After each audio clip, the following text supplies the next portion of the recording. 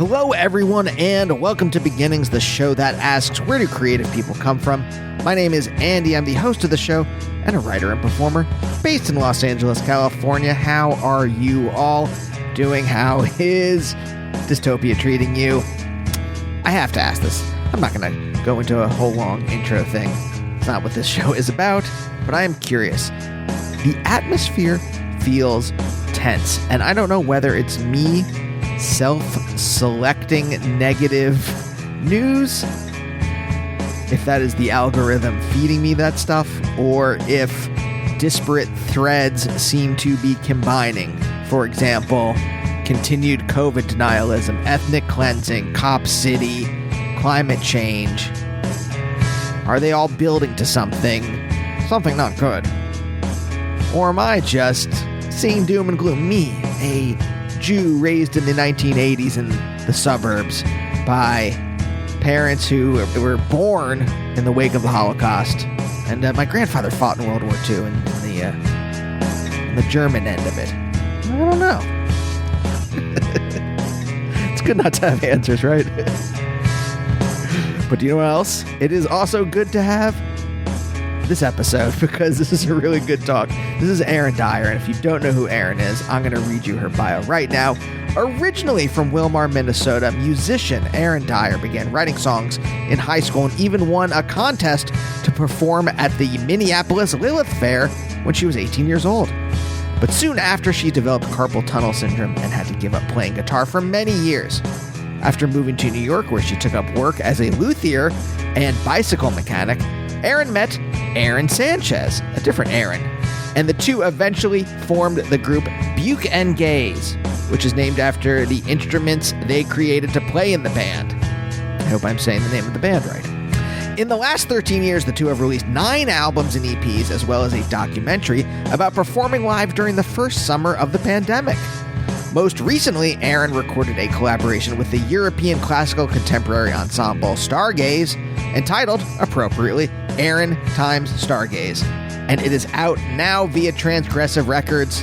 Highly recommended all of their work. I first heard Stargaze's album 1, which I think came out last year, and thought it was great, and then that led me to Arone when their collaboration came out this year, and then Arone's publicist contacted me, and I was like, yeah, I'd love to talk to her. This is great.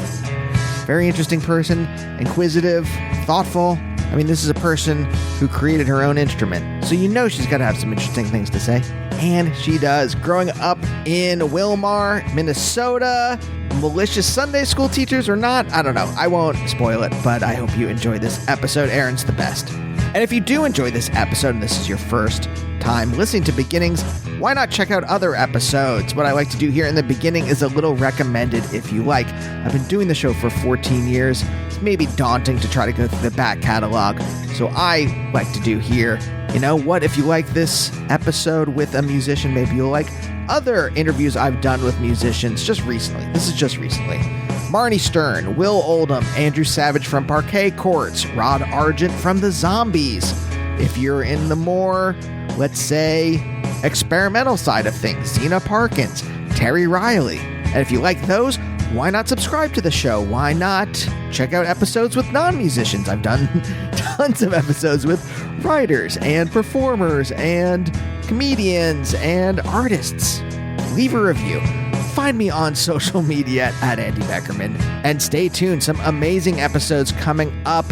One of my favorite authors, Jonathan Lethem, was on. That was great. Evan Dando, Tanya Donnelly, Arnold Drayblatt. I just talked to him, and he was great. So stay tuned for those. But for now, let's talk to Arone.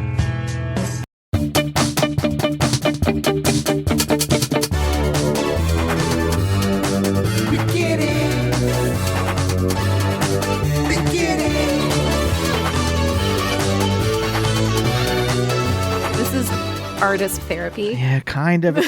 I don't know how it started out back. This is 14 years ago. My old writing partner, who I don't work with anymore, when we moved to New York, we had no fucking clue how do you do this for a living. Yeah. And that was the original bent. And then after about a year, it's like, oh, we know. I mean, it's now it's just luck if it happens to us or not. But now we know the answer. Don't be an asshole. Or you can be an asshole, but you have to be rich or come from a powerful family or something like that. Something. So now it just kind of evolved into, yes, basically, quote unquote, artist therapy. I don't mean it to be that. I'm not here to what are your secret traumas? Are you looking for drama? If it's there, okay, how's this? No, I don't search for it, but if it's something that actually is important to how you formed as a creative person, then I'm interested in it. Not for I say this every once in a while when someone does have a kind of traumatic past, not for the prurient's sake. I'm not secretly oh yeah, I can't wait to hear about all the awful shit that you've gone through. But if it does affect how you make things or why you make things, that does, I do think it's interesting because it goes from the whole gamut, right? You can be I come from a fairly quote unquote normal suburban childhood, and I'm weird. Where'd you grow up? Pennsylvania. Pennsyltucky. Yeah, exactly. Yeah, for real. No, that part of it. Yeah. But I don't know. I don't. Minnesota's probably not the same as Pennsylvania, but I assume that it's got similarities in terms of you didn't grow up in I'm going to guess that you grew up as far from Minneapolis as I grew up as far from Philadelphia. So there has to be something in that. 2 hours away from Minneapolis. Okay, but longer then. Sorry, I looked at a map of where Wilmar was this morning, and I was like, oh, that seems pretty close. That seems like a thing you would, if there's a show in Minneapolis, you would go in there. But tell me, what was that experience like for you? Okay, let's see here. Let's see here. My mom grew up in Wisconsin. My dad grew up in the Catskills of New York. And they got together in New Jersey and then moved to Minnesota because there was stuff for my dad to do, the state hospital. And he was working at the state hospital and doing learning, going to school. And they had my sister and myself. My sister's 3 years older than me. She's blonde, blue-eyed. She's lovely. Aryan. Well, German, yeah, German.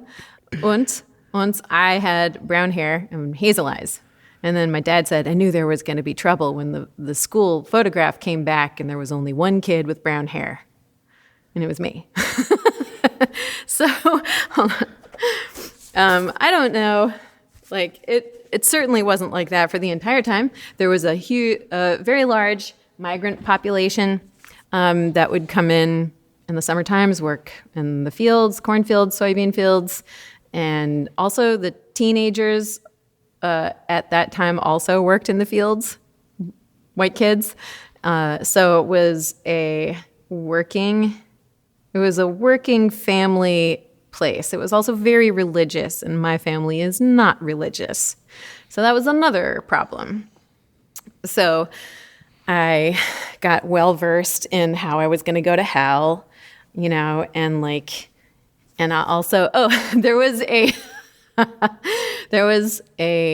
what's it called? A Sunday school teacher who was spreading rumors in Sunday school, and some Christian or Lutheran or something other church that was saying that the church that I went to, which is Unitarian Universalist, they said that we were Satanists. And so that made it even worse.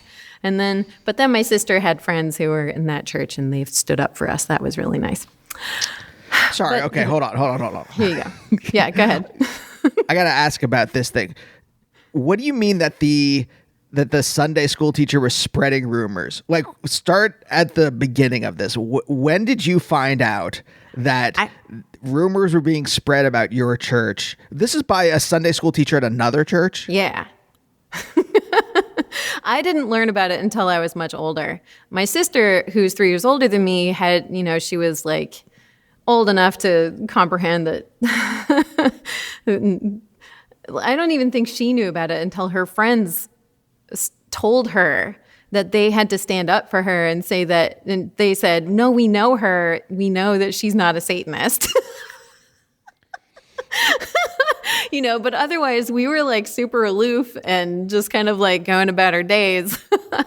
But one of the leaders of our congregation had to go to that church and directly address this with the folks of that church and just be like, this is kind of mean. Did the Sunday school teacher, and I don't know if you know this at all, but did this person do this? I was about to say she. I just assumed it was a woman. I don't know why. I assumed it was a guy. Interesting. Interesting to see what our biases are. Did they do it maliciously, or did they truly believe that because your church was Unitarian, that therefore it was satanic in some way? I'm not sure, and I wouldn't be able to answer that. I just know that I heard about this through my sister, who told me years after the fact, like, "Oh, did you know?" And then I corroborated that with the leader from our church, who we're friends with, and he was like, "Oh yeah, I had to go do that." Okay, was this typical for you, that that things would happen? Because this is what a lot of my life was like, and in retrospect, does that make sense? My childhood was in retrospect, where of course things happened, but I was like off in my head. So only later would people be like, "Oh yeah, this thing happened," and I was like, "Really?" I think it depends on the thing. Like, I was very conscious of being a loner and conscious of people perceiving me as different or perceiving me as, non-religious was a big thing there. It's like there was a church on every corner, and it was a dry town, apparently, when my parents moved there. So it was and it was a tight-knit community. The first question that you get asked when you move in there is, what church do you belong to? And I feel really fortunate that we went to the Unitarian church. My mom grew up Catholic, and her father died when she was 2, and her brother was killed in a drunk driving car accident. The other driver was drunk, killed my uncle when she was 18, and he was 19. And she, at that point, said, "What kind of a God would do that?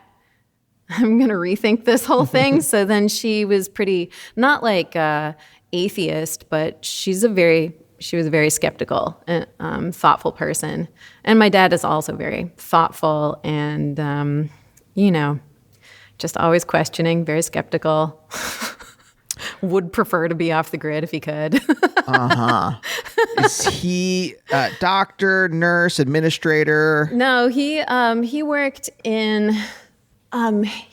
with the state hospital for a long time. So he was, and he was going to school to teach behavioral modification and psychology. But he never became a psychologist. He ended up getting more into computer work. And so then he ran the whole computer system for the state of Minnesota. It was like he was the dude.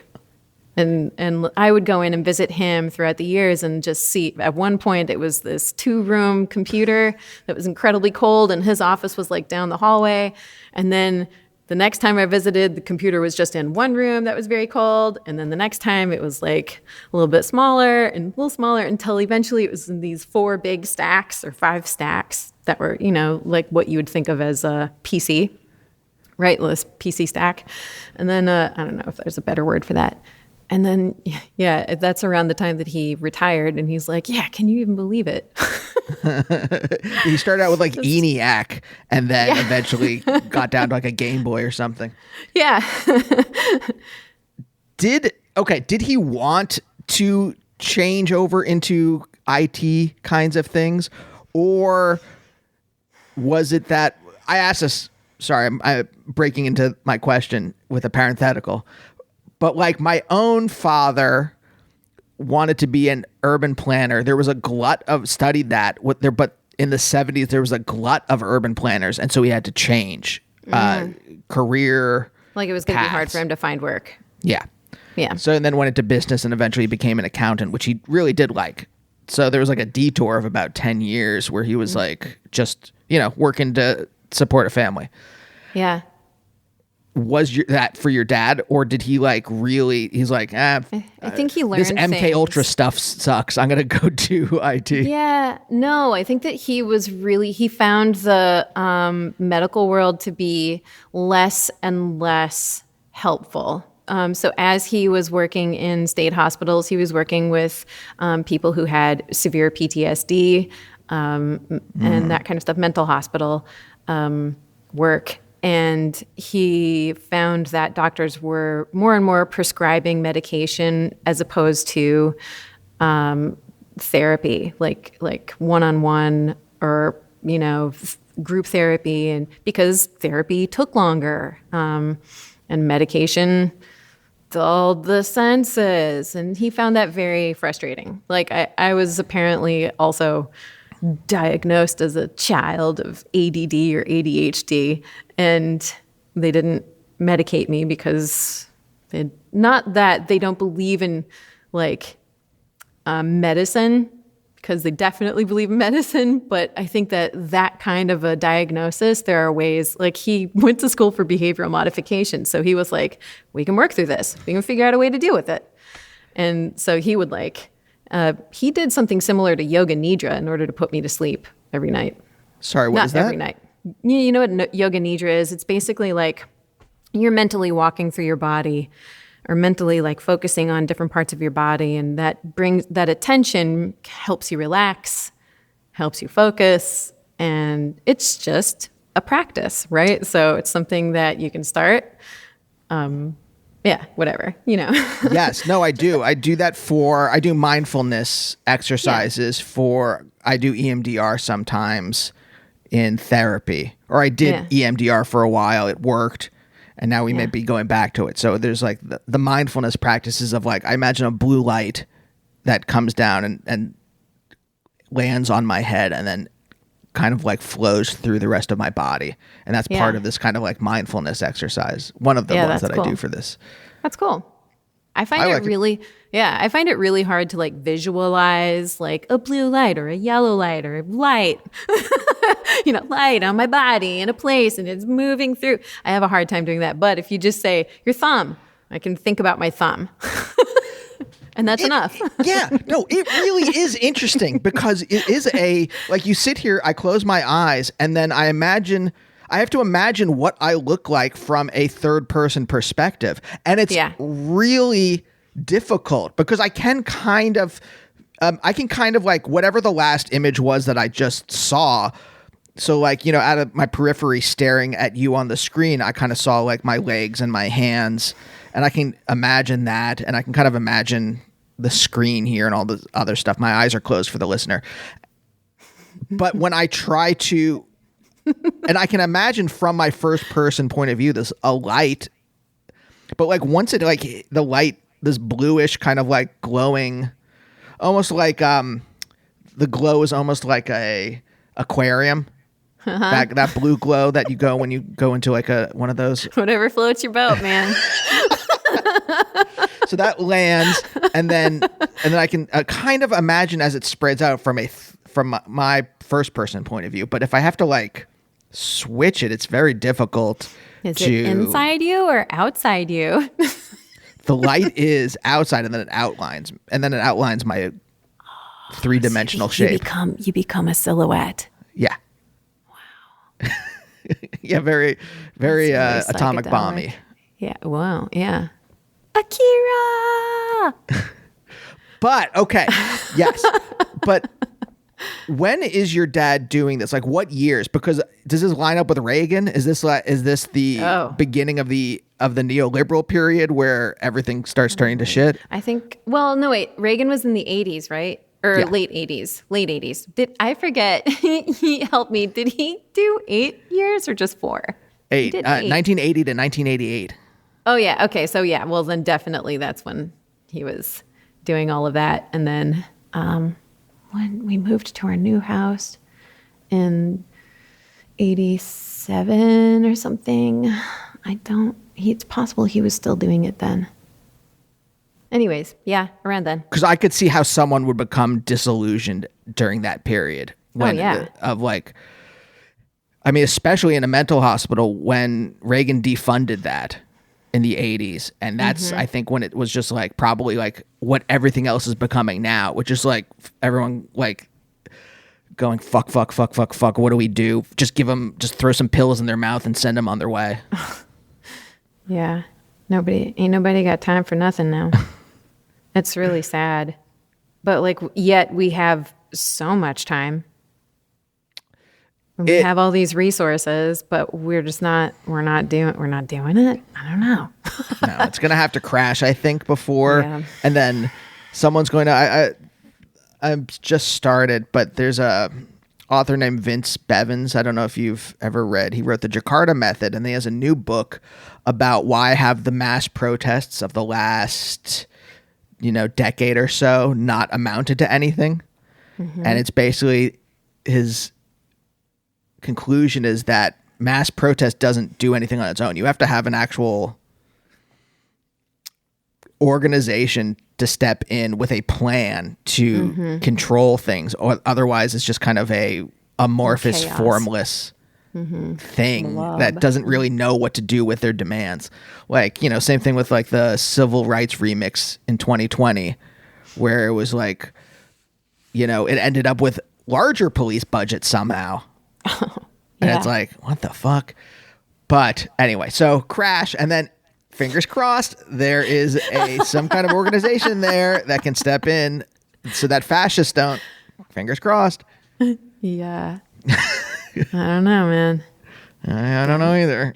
Gritted teeth. Yeah. But okay. So so your dad changes careers because he's just like, fuck this. I don't want to. I mean, I don't know if that was his exact. Yeah, no, I don't know if that was his exact trajectory either. I think that, but he was also very interested in technology, and he had worked at Bell Telephone earlier on. And so, yeah, he was just into tech. And learning about electronics. Like, he taught me how to solder, and he would let me take things apart and not put them back together, right? But try. Were you interested in that on your own? Like, where did it first start? With you being like, hey, I want to build something? Or was it your dad, soldering circuits or something, and you wanted to help out? He was doing it. Yeah, he was always doing it, and I thought it was cool, and I wanted to learn how to do it. Yeah, same with tools and everything like that. Yeah, I gravitated towards like the manual learning. There is something about circuits. I was always fascinated when like something would break and I would see the circuitry when I was a kid. Yeah. And not know how because it's so, there's all the lines and all the little metal bits and all that kind of stuff. And then when I became older and I could learn how to circuit bend a keyboard. Yeah. I still didn't understand how it worked, but I knew I could push on certain parts and it would do something weird to the sound. Yeah. That's awesome. Yeah. Was there something about it that, like, what did it spark in your brain when you saw your dad doing it and you were like, oh, I want to do that too? I think industriousness. I'm not sure that it was any like I wanted to invent things, and I wanted to, I guess just, I loved taking things apart just to see how they were put together. But I wasn't necessarily, yeah, I think it was just the industriousness of it. It was play. It was total play for me. Like, we didn't have cell phones. I wasn't supposed to watch television very often. That was a family thing. We'd watch The Simpsons, or I think one other show, but I don't remember what it was. But probably The Cosbys, like like that kind of stuff. And But otherwise, it was all about like work playing, which was working in the garden and playing like with electronics or playing with tools and drilling holes into rocks as though that was ever possible. And like, yeah, no, I was really into, I'm going to drill a hole in this rock. This is when I was really young. Come on. But it was, we were like outside. You go outside and you don't come back until you hear the dinner bell. Okay. So look, I don't draw linear lines on this show. I mean, I'll suggest them just because it's easy. But I mean, there is probably some kind of like, all right, well, I did this industrious stuff when I was a kid. I'm going to make my own instruments when I'm an adult. There is probably something. Well, I think it's just not being like when you do it as a kid, you're less afraid to get into it, or you feel less like it's a less daunting task thing, right? It's like I have more fun figuring out how something will work or how I can make something work than like pushing a button and something just turns on, right? So like, do I have an example? Like currently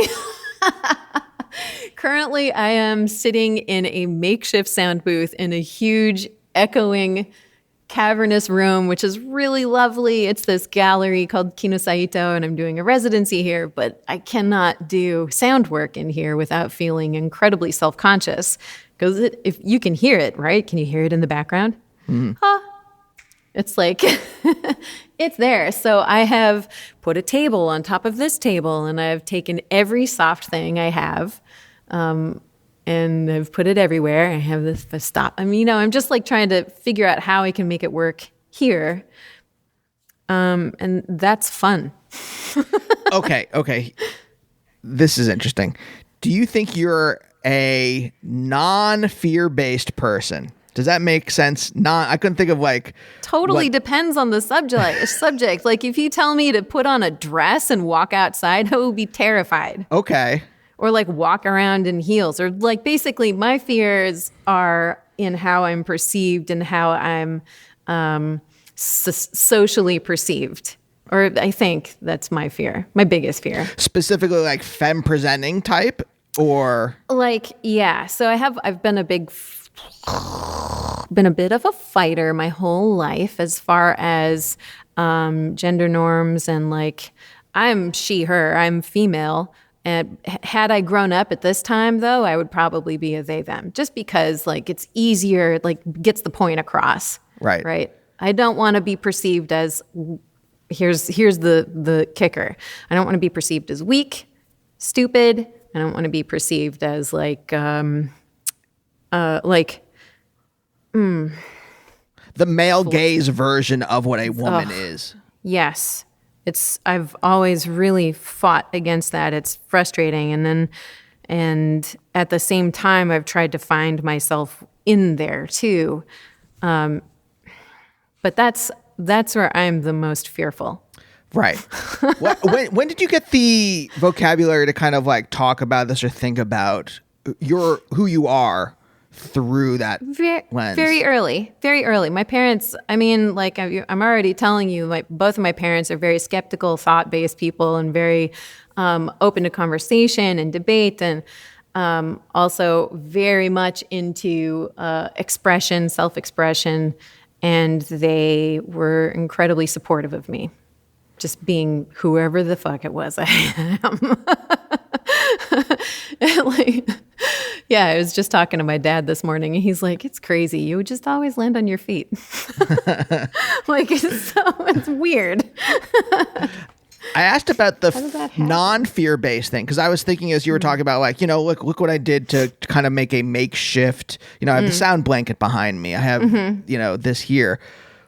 That for me, I have this combination of fear and laziness that, and I do a lot. But I'm saying that like when it comes to experimenting with, say, an instrument, it takes a lot for me because the fear is I'll somehow fuck up the instrument. And the laziness is like, I don't know. There's like, you can't see it. There's guitars over there. And the laziness is just like, I got to retune this. I got to figure out, I got to try this different tuning. And then if it sucks, I have to then retune it back to a standard tuning. Yeah, no, I don't have that. Yeah. I would just as soon pick up whatever the instrument is and like make something new on it, like make a sound, a violin, however bad the sound is going to be. Like I'm not going to be proficient at anything, but I'll make it work. Yeah. Yeah. Okay. And I wonder if this is like, there's just a basic, I think a lot of stuff starts from basic biological differences. This is not anything profound. Biological? Okay, let's hear this. Okay. How much energy do you naturally kind of have in your body?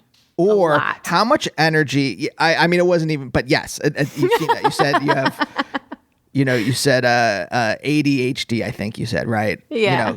So you have a lot of energy. I have like, a medium amount of energy. My wife is depressed, has a low amount of energy. So, anything is for her, if it's not, she's a performer, she's an actor. So, she can turn it on for that. She can turn it on for stand up and things like that. But then everything else, she's going to settle down into her. I imagine sometimes people are like electrons. And, there's like an old model of electrons where there's like this is like kind of, it may not be pre-quantum theory, but it's definitely not really taking quantum theory into account. But basically like the idea is like there's levels, and if the electron has a certain amount of energy, it jumps to another level.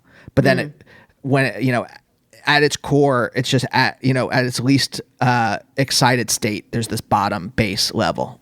And I think about people like that in some way. I know it's maybe not the greatest metaphor. Isn't it true that if you excite, quote, I'm doing bunny ears, excite an atom or an electron, that it will then become energetic? Yeah. Like if you put a fucking electric current through a piece of metal, that metal, without the electric current, is just like an inanimate object. But if you put an electric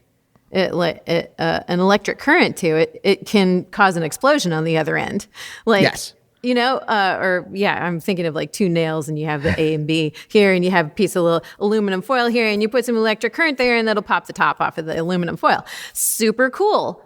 That's electrons, isn't it? Yes. Am I wrong? You were right. I don't remember exactly what's going on. My hesitation was I don't remember what's exactly going on subatomically, which is why I was like, and I certainly don't know, especially now that I know quantum theory. I really don't know what's going on. It's just electrons fucking jumping around, quantum tunneling through shit. I don't really know what's happening at a subatomic level anymore.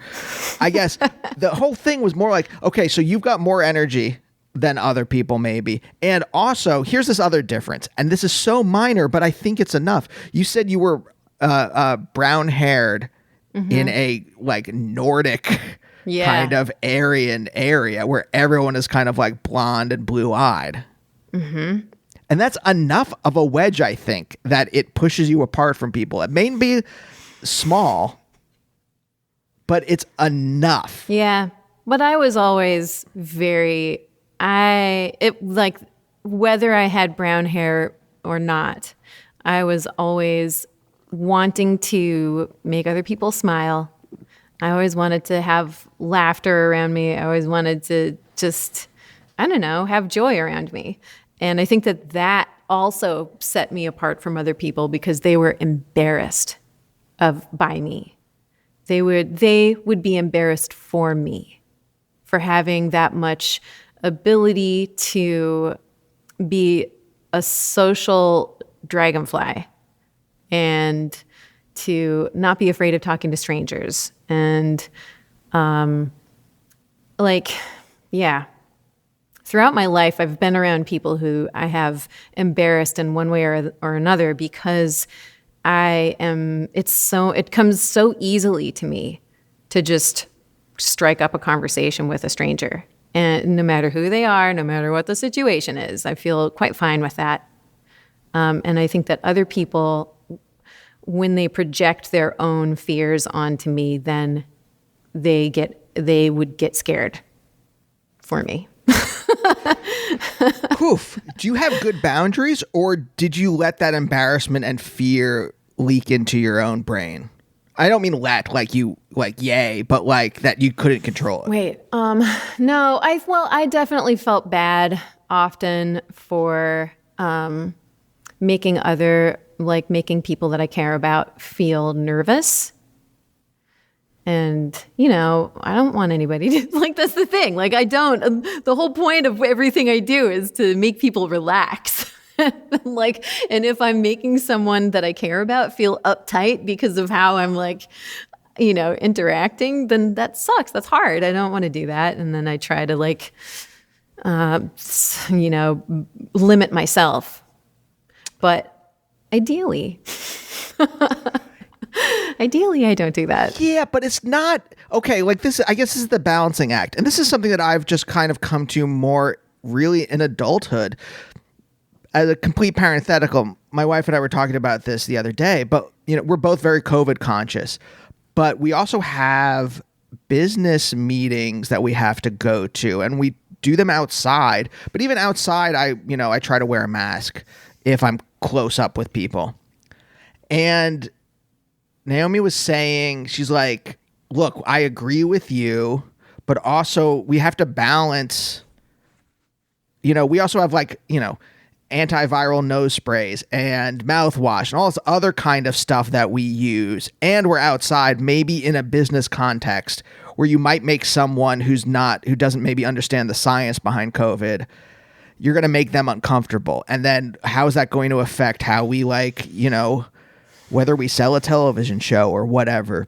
And it is something that I have had to balance in terms of like, well, what do I do now that I'm an adult and I kind of am pretty sure about who I am as a person, and in a certain sense don't give a fuck what other people think of me. I do, but I also I don't know how to square the circle in that or figure out the dialectic, but at the same time, something I may do may trigger something in another person that I do care about. Like you said, you're like, I don't want them to, and I'm curious how that plays out in you or if it does. Well, I think that just makes me think of going back to being around a bunch of religious people who were telling me that I was going to go to hell. It's like they weren't taking into account that other people thought differently, and they were just pushing their beliefs on me. And I just disagree so wholeheartedly. And I think what they did was made me even more vitriolic, I guess, towards religion and the institution of it. So they really basically, can I say screwed the pooch? They really screwed their own pooch on that one. That was such a weird saying. Anyways, but okay, so I grew up learning about respect and that not everybody's going to feel the same way as me, and not everybody's going to have the same belief system, and not everybody's going to want to hear what I have to say. And I'm going to make mistakes throughout my entire life. I'm going to hurt somebody. I can't please everybody all the time. It's impossible. And so don't even try, but just maybe take it a little more Buddhist. Like if you say something that somebody agrees with, that is their opinion. This is an experience that I'm having, and that's the way it is. If somebody disagrees with something I say, again, it's that's their belief system. This is an experience that I'm having, right? It's not labeling it with good or bad or, it's just I'm here to experience life, and as best I can, and without hurting anybody without hurting anybody as much as I can, Am I saying that right? I don't want to hurt anybody, but it's going to happen, and I don't intend for that, Did you ever have a religious feeling in you and then you lost it, or was it always kind of you felt apart from it, distant from the divine, let's say, when you were younger? Well, again, so growing up Unitarian, I was taught more about other people's religions than I was taught about my own, because from what I learned, it's not about it's about taking things. It's about developing your own belief system, and not necessarily just taking it from a book and trusting everything that book says. It's like, okay, well, there are some things that I agree with in this, and some things that I disagree with, and how does it work within the rest of the world? So, shoot, I forgot your question. I dabbled in paganism. I learned about paganism. I thought that was cat's meow. But that's, when I was like 12 or 13, and I luckily had people around me that could give me or show me resources. Of course, I went to the library and learned a lot, and just by experimenting, I was able to take some of that and build it into my worldview. So I love nature. I believe that everything has a life force, and so I try to be as careful as possible with the environment, and I love working within the environment. And then there's other things, just like human interaction. And I think when you start to see humanity in every person that you interact with, you can be more mindful of their thoughts and their own belief system. Was that difficult to come to? Especially because, again, when you're younger, you have people that are maybe not specifically malicious towards you, or maybe not intentionally malicious towards you. Oh, well, okay, so you're giving me a kind of cockeyed look. So yes, okay, so specifically, so very actually malicious towards you. Oh yeah, yeah. I mean, but the thing is, like, is that because that's how they are inherently, or is it because they were taught things and their belief system is so different than mine that, like, they think falsely that I'm going to go to hell? I mean, like, if that's what they want to believe in, and that's like, if they believe that there's a heaven and a hell and they're going to go to one of those things, then don't be an asshole to me, because it's going to put you in hell, I guess, right?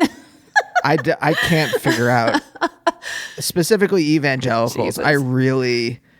It seems like the most anti-Christian for people who proclaim to be Christians. I have not seen, I would say, Islam, Judaism, Scientology is probably more Christian than evangelicals, but that's just my opinion. So Interesting. I don't know. I haven't heard anything good about Scientology yet. Oh no, I'm not. I haven't heard anything that I trust about it. No, it's awful. I live like blocks away from the big blue Scientology building where they probably are imprisoning people in the basement. Oh Lord. Yeah, I'm not. I'm just saying that was just my hyperbolic way of saying that evangelicals seem to be the most anti-Christian. Mm-hmm. So anyway, but I guess that's the thing though, where I live in a world where supposedly, and as a parenthetical, my belief system says I should, and the parenthetical, empathize with these people, the worst people in the world, whether they are Nazis or evangelicals. I'm supposed to, on some level, okay, this is not something inherent to you, unless you're like biologically a psychopath, which I guess is possible. And I guess there are people like that.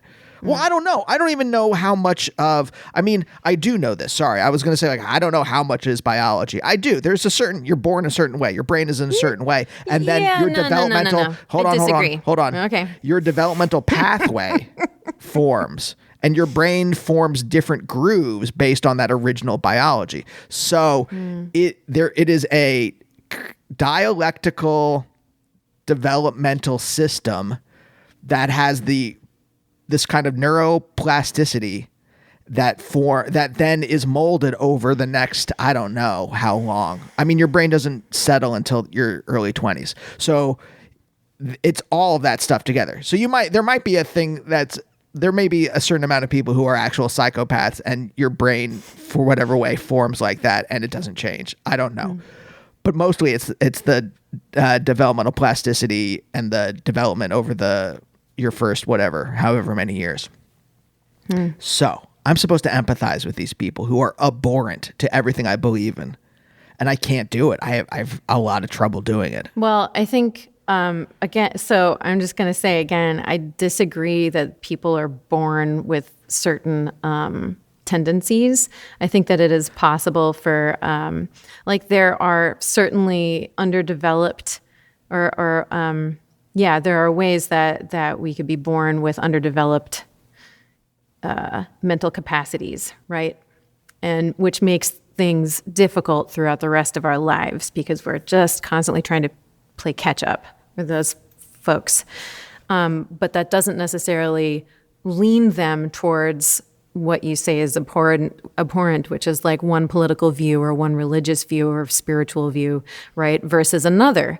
And I think that that is learned behavior. I think that it is taught throughout family. I think that we're a tribal species, and just like every species, honestly, we're very tribal. We have different languages within us, different cultures. There's how many billions of us on the planet right now? 8 billion.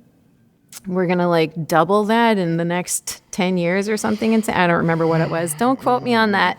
But just like I think it's really important to go back into history and like learn about different contentious times in our human existence, to understand that this is something that has always happened and always will happen. There's going to be someone who disagrees with you. That doesn't mean that they are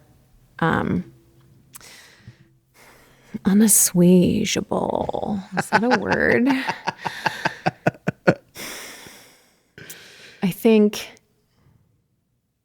it is very much, though, like if you're going to therapy, you would only really be able to see the things that you're talking about as fixable when you're ready to be fixed. So in order to have a conversation with someone who you would say is abhorrent, both of you would need to be in a position where you feel comfortable enough with yourselves that you are open to new possibilities. And that's the only way, I think, that you would be able to have an honest dialogue. And maybe they're going to teach you. You have to be open to, because maybe they're going to teach you something too, whether you like it or not. And it may be in something that you're not expecting. Yeah, maybe. I'll say maybe. Yes, I like that. It's more. I got stuck on the part about I don't think there's essentialism. I don't believe in essentialism necessarily. I think who we are is based on a complex system that we grow up in that has to do with all those kind of complex interactions. But there is some stuff, maybe tendencies. There is some stuff that like just nudges you in one direction over another.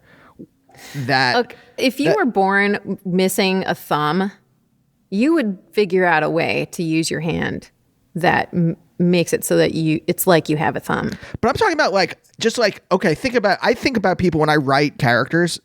I sometimes imagine them as a mixing board with a bunch of faders with a bunch of different kind of traits.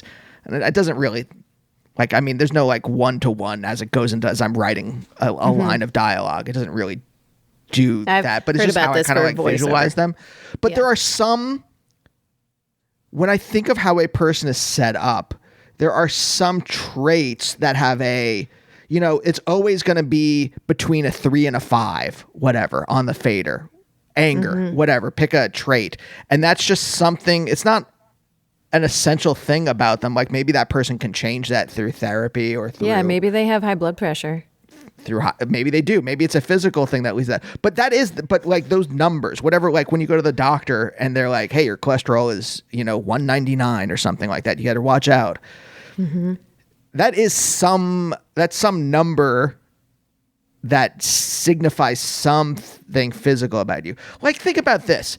If you had been a different person, if there had been something different about your brain from birth, would it have mattered if you were brown haired in a Aryan Sea? I don't know. Maybe that difference doesn't register to you. I don't know. It's a counterfactual. I don't know. Yeah, there's no good answer. But I guess something I'm curious about is, are you trying to convince me that there are like that to a certain extent we are born as we are? no, You're born with tendencies. Okay. no.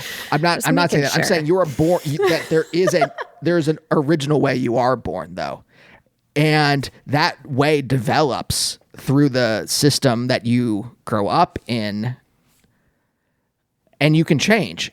But there is a thing. There are some original, whatever, however you're gonna like quantify it. There is some original you, capital Y you, that then transforms, and maybe the system that you're in just reinforces everything, and maybe the system that you're in contradicts, or maybe there's a mix, or maybe it's like one thing or another. But it is that dialectical pathway that forges the adult you in some way. Oh, sure. I guess I was thinking like, my mom felt that I should be very proud of myself and that I should be really happy with who I am and all that stuff. And so at a young age, I felt that way. And then through going to public schools and like, you know, not to say anything bad about public schools because I think that they're the best, but through interacting with other human beings my age, I learned that, oh, I should be a little maybe less proud of myself, or I should be maybe a little more, I should be different because I'm too different right now, and I should be more like them because otherwise I keep on getting like running into a wall. And then in hindsight, like I used to get picked on a lot, and I got beat up and got threatened to get beaten up. And it turns out, and after years and years, I learned that those boys who beat me up probably just liked me. And when I think about that, like, it's the same thing. It's the same thing as the religious stuff. It's like they didn't make it any easier for themselves to be liked by me because they reinforced the thought that I should be cautious around men, boys. Religious people reinforced that I should, that basically they don't like me the way that I am. And therefore, they're not to be trusted. So maybe that's the reinforcement that you are talking about. Like, again, I would say, I had said earlier that I'm like always been a bit of a fighter. So I've always been in like male-dominated manual labor work and like woodworking, cabinet making, bike mechanics, and always really frustrated with gender inequality, but like, what am I going to do about it? I just have to like figure out how to make my way. And that is perhaps a part of my personality that just kept me lucid and flowing, right? No matter what. Was there a point where you did try to conform and it didn't work, or were you always kind of defiant against whatever kind of norms they were enforcing? I was always pretty defiant, because like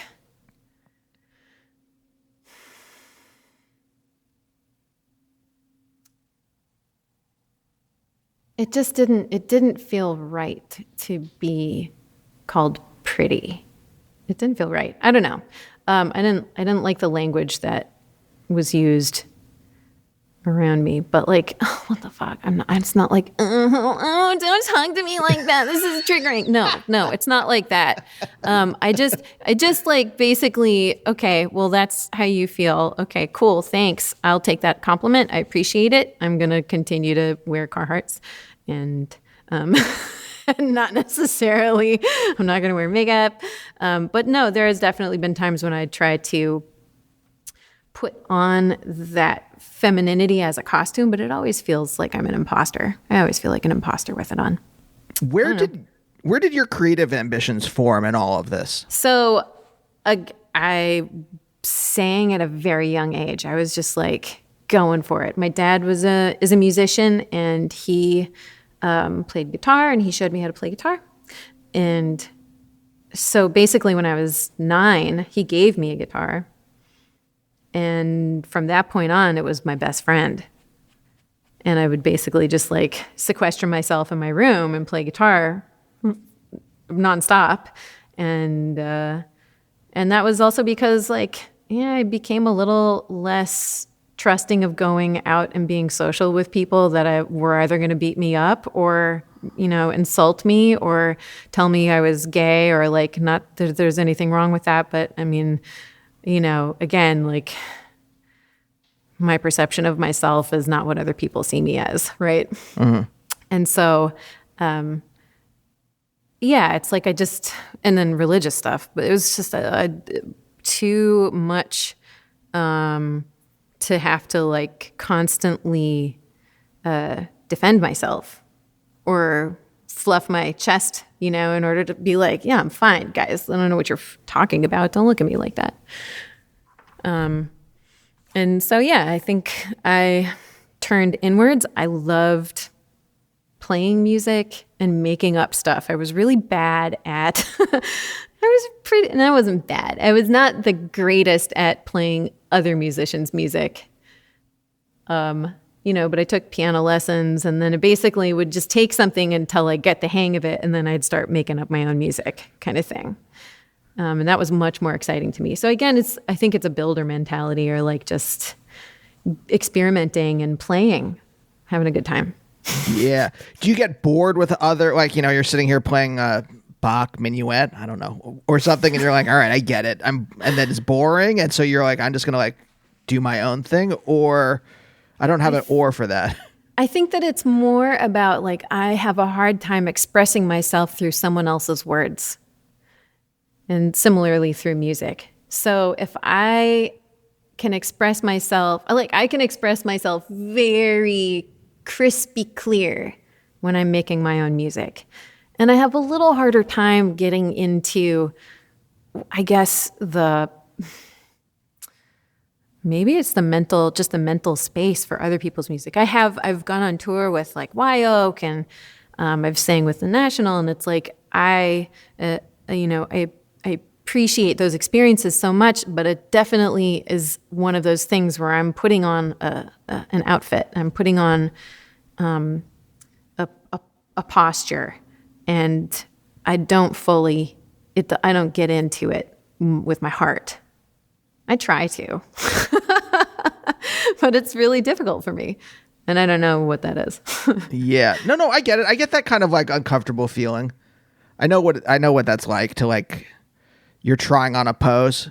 I mean, this is the dumb version, but like, there was a year where I was into ska, where I was like, I would put on, it's not just that I was in, like, I still like the special, like, it's not like a, ooh, ska, but, I think I find most of it, as an adult, a little bit, it's of an era. Thin, yes, thank you.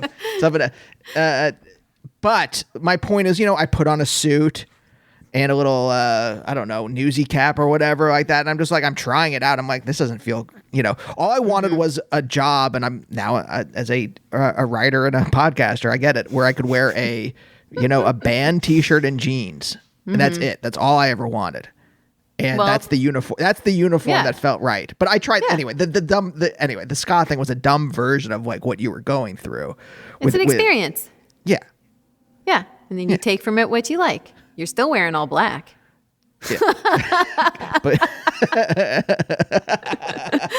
I like horns. Pick it up. Yeah. Do you know what it was? It was like as soon as I found Neutral Milk Hotel, I was like, wait, you can have horns in other songs? Oh, interesting. Yeah. It's true. Oh. Yeah. Oh, you can have not just orchestras. ska. You can have an indie rock song with orchestras in it. Oh, weird. Okay. Yeah. So I don't have to listen to I just like horn sounds. I don't have to listen to a specific kind of music to get What a horn a sound. revelation. It's But true. like, yeah. but like, where did it go from just like, okay, I can see the dialectical moves here, right? You're like moving inwards. There's bullies out there, so you're like, fuck this. Again, it's a vulgar version of it, but you know, you move inwards. It's more interesting to you to play your own kind of music and express yourself because you're not expressing yourself. Again, this is a very like armchair Freudian version of this. You can't express yourself out there, but you can express yourself through your own music. Where does it go though from just I like this to I want to do this for a living, or I want to do this for the rest of my life, even if it's not even if I'm not making money off of it? Well, okay. So I also, let's see here. So I started writing songs, really, rudimentary songs when I was 12 or 13 and stuff like that. And then playing them in front of groups of friends at like Unitarian church camps, which again, not so much about church, but more about just like a bunch of weird kids getting together. Safe space for weird kids. Best. And so I would play these very simple teen angst songs to these kids, and they liked them. And I found a lot of reward from that. And I find a lot of reward from bringing people joy. That's just basically that's the beginning of it. Love making people smile, love making them laugh, love helping them experience emotion, love that kind of stuff. So I think moving into just doing that on the regular, I just found that I was doing a good job at it. So last question then, was there a moment, was there a point that you can remember because what I really am interested in is like kind of again, I said moment. It really isn't a moment. It's probably more like something you just realize after a while. But when did it go from like, I like bringing joy to people. That's the core of this. I like being able to express myself. I like being able to connect. I'm assuming when in this idea of like connecting yourself, like, or expressing yourself, that it connects you to these people. And then, through joy, there's a kind of like, oh, I am okay. Who I am is okay to be. Mm-hmm. I realize I said that like Yoda, but but what was was there a moment where you realized like, oh, this is the rest of my life, or this is my path, or this is something that I can't not do? Well, I don't know if I ever actually had that kind of realization. I just kind of put all of my energy into it outside of making money. So like I would always have a day job, but that wasn't my focus. And I didn't go to college. And so that wasn't my focus. I had my focus was very much on playing music, writing music, performing. I went to an arts high school for 11th and 12th grade, Purpich in Minnesota. And that, I think I just had a series of positive reinforcement. Just like it was throughout my whole life, really, that just said, yeah, you're good at this. Keep doing it. Oh yeah, you're still pretty good at it. Maybe keep going. Oh yeah. Yeah, man, that last song, it's not my favorite, but like, it's not bad. Yeah, the other one's really good. Do that one. It's just constant, that kind of thing. So you do what you're good at, right? Focus on that. I think I I think when I took a break from music when I was like 23, between 23 and 27, and I went back to music, I realized, oh no, I should not have taken a break from music because that's the thing that I'm really good at. I mean, comparatively, I'm not trying to like be. I have some humility, I swear. But I was much better at music than what I was doing in those other 4 years, and I'm better at music than being a secretary. I'm better at music than going to school. I'm better at music than this, and this. I think you've earned at this point. It's something I also have trouble with, but at this point in my life, I'm like, no, I'm good at writing a script. I can write a first draft that is baseline good, and then I can rework it from there and make it, probably better. But at the very least, like, I know that I can do that better than I can a lot of other things. I think you've earned, I've listened to a lot of your music. I think you've earned the ability to say, yes, you are better than this than you are at mimeographing? ? Positive reinforcement. Woo! Thanks. Thank you for joining me today, by the way. Yeah. Thank you. This was a delight. Oh, sweet. It was a delight for me as well. Yeah, it's nice. I want to read some of your scripts now.